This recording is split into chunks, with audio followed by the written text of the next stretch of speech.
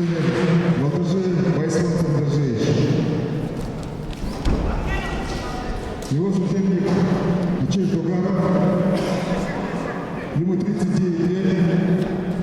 Первый тренер Тимур Жамал Ташевич. Кандидат в мастера спорта.